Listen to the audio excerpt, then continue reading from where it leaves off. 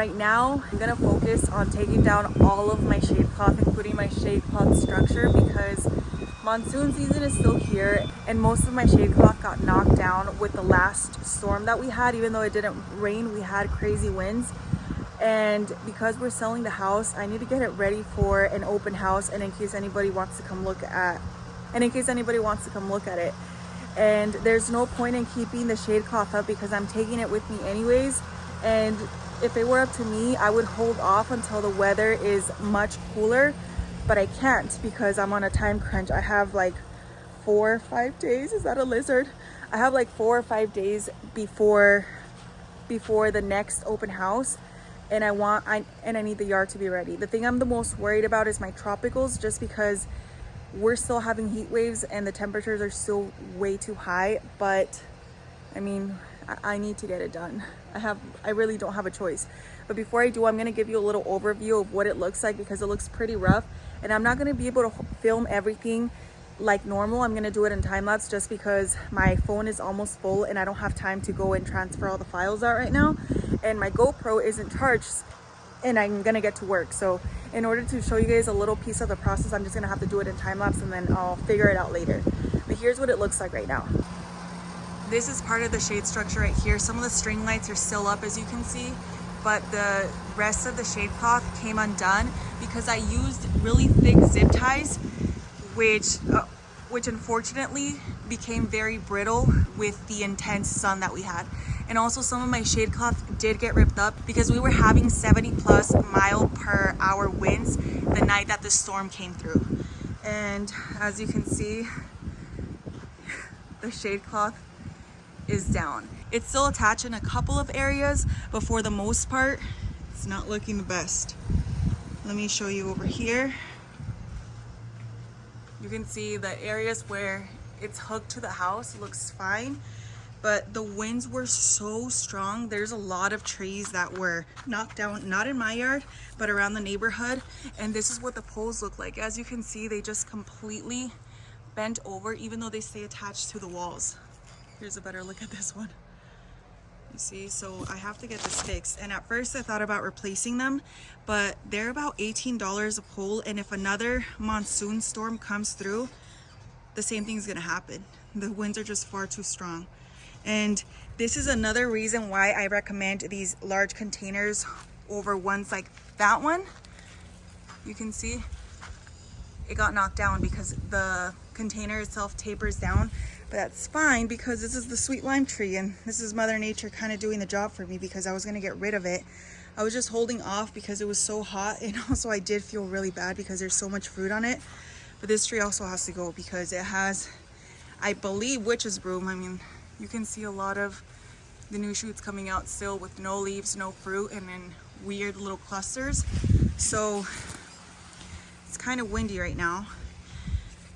I'm gonna try and take down all of the shade cloth, and eventually what I'm gonna do is just patch up any holes. The holes that are in it are due to wires or little nails that rip through them after the 70-mile-per-hour winds. And I think for the most part my trees should do fine.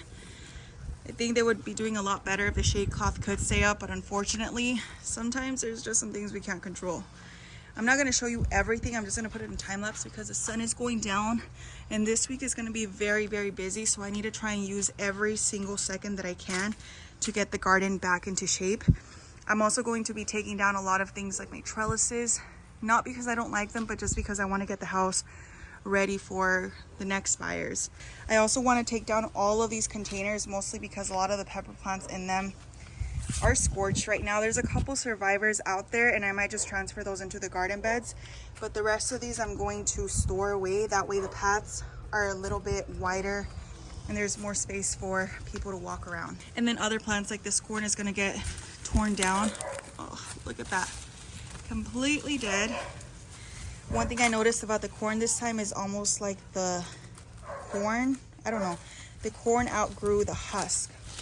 And I think that's due to the really high temperatures. And then the rest of the garden is looking kind of rough. There's a couple of cucumbers here and there, but they're way too mature. I haven't been picking them just because they're so bitter right now due to the high heat.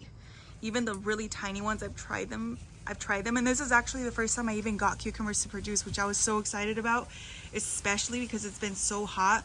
But they're inedible. They're completely inedible, so there's no point in even keeping them. And then you can see some rips in the shade cloth up there just because the wind was insane. Oh, and it makes me feel so sad.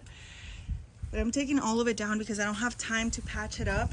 And truthfully, it ripped because whenever I built my shade structure, I mean, I'm not the best with tools, okay? It was my very first time building anything like this ever. And even though it's held up, there were a few nails and screws that were still sticking out.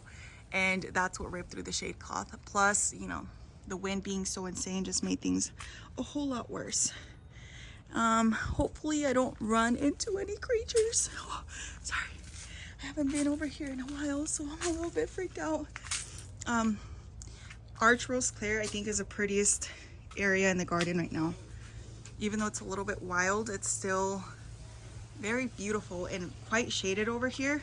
So that's a really good sign. But the pathways themselves are kind of messy. The birds have definitely been in here. They've dug a lot of things out, and I don't know, it's about time I clean it up. Even though I haven't been out here, the garden is still a huge mess. So anyways, that's what it looks like right now. There's probably a ton more I should show you, but I need to get to work. So let me go get my tripod really quick so that I can get started before I run out of daylight. Oh.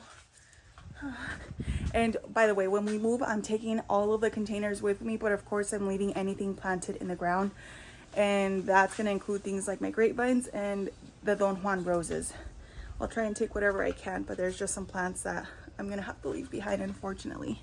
The day I woke up and looked outdoors and saw that my shade cloth was completely obliterated by the monsoon winds, I didn't really know how to feel.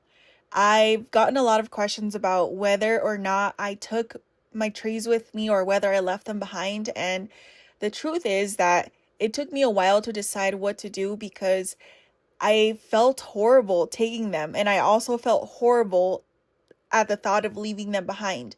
And one of the main reasons that I didn't want to take them is because they just had started becoming super acclimated to serendipity of Eternal Summer Street. And I was worried that if I removed them from the climate that they were used to, that they wouldn't make it. So that was my hesitation in bringing them along with me. But realistically, I think it would have been impossible for me to leave them behind because these fruit trees are more than just fruit trees. They are sentimental living things that I've spent so much time, effort, and money into growing to the size that they were currently in this video. And alongside, you know, going back and forth, trying to determine whether to leave them behind or not, I also struggled with the decision to leave behind or take the shade cloth with me. Because if you've watched my series on setting up the shade cloth, I took ages to set it up. Over the years, I've done a lot of trial and error of, number one, figuring out which shade cloth worked best for serendipity, and number two, figuring out a way to set it up so that it was a lot more sound and so that it was more of a permanent structure. And I had so many conversations with Mr. Plant Girl, my husband, where I went back and forth telling him, you know, what if I just leave my trees? Like, I'd rather them just survive than me take them with me. And he would tell me, no, you've spent so much time on those trees and I know how much they mean to you. It doesn't matter if I'm the one that has to load them all up and unload them. We're taking them. We're not leaving them behind. They're too important to you. And I really appreciated that because I feel like he knows me better than anybody else. And that was true. I think I was just torn. And when it came to the shade cloth, I remember telling him, what if I were to leave the shade cloth? That way, whatever trees or plants that we do leave behind, if they need that sun protection, that way they can hold on to it. Plus, it took me forever to set it up in the first place, and it's going to be really difficult and time consuming to take it down, and it feels like we're running out of time. And he kept telling me, nope, we're not leaving that behind either. You're going to be able to use it in our new garden no matter what. So even if I have to take it down for you, we're taking that with us. And honestly, that meant the world to me because I feel like I was so overwhelmed with the move at the time. I just felt like I wasn't in the best state of mind to make those big decisions. And looking back now, I'm so glad that I didn't leave my shade cloth. Even though you saw in the video it was all torn up, does not matter to me. I can patch it up. I have a sewing machine. I can hand sew it. I spent way too much money on that shade cloth to leave it behind. And even though I live in zone 7 now, where it is significantly cooler, the sun is still very intense during the summertime, and my plants still burn up, not because of the extreme heat, but because of the extreme sun rays. So shade cloth is still going to be one of those tools that I utilize even now in Serendipity of Honey Oak Cottage. And then as for my fruit trees, if you follow me on TikTok, you may have seen that I've been working really hard these last few days to set up some cattle panel, almost like DIY greenhouse or hoop house structures over my tropicals and subtropicals. And I have this little plan that I hope works, where I'm wrapping all of those frost sensitive trees up with incandescent Christmas lights, and then I'm covering the arches with frost cloth, and then covering that with some 6 mil greenhouse plastic.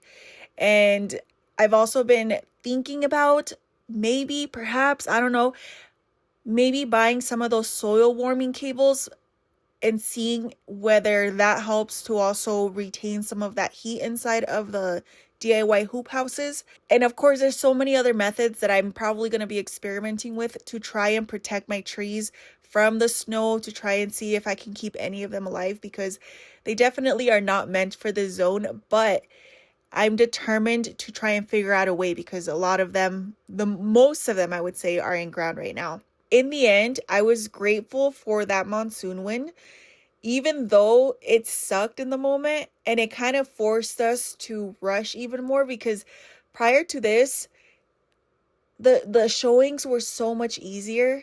I was able to just go outside, even though it was still tedious. I was able to go outside and just clean up the yard as quickly as possible. There wasn't too much to do. But after the monsoon storm ripped through the shade cloth and tore down my structure, it was so much more work that had to be done just to get the yard looking presentable again. Then we decided to include the listing that the trees were not staying behind, that I was taking them with me.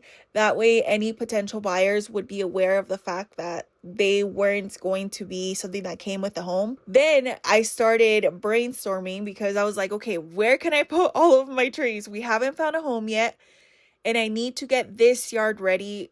And it's going to be best if it's more empty. That way, any potential buyers can actually see the size of the yard and start picturing what they want to do with it. So eventually, I was able to move all of the fruit trees that I was going to take with me over to my sister's house. So you guys will see that in some of the upcoming diary entries. But before I got to that, I had to just focus on cleaning everything up again and trying to make the yard look not so crazy so that we could actually sell the house. So I will continue to share these diary entries with you. It is very bittersweet looking back now, because in the moment, I was not able to really take any of it in. I remember just feeling so overwhelmed and stressed, barely eating, hardly sleeping, feeling tired all the time, cranky. And now I'm like, wow, that's crazy. I never want to do that again. But it's kind of wild looking back and sort of experiencing it again and remembering what it was like. It's a very surreal feeling. And I'm glad that I'm able to share these diary entries with you, because I'm able to reminisce, and I'm able to actually maybe take more away from these memories and moments than I was in the moment. So with that said, thank you so much for watching, and I hope you have a serendipitous day.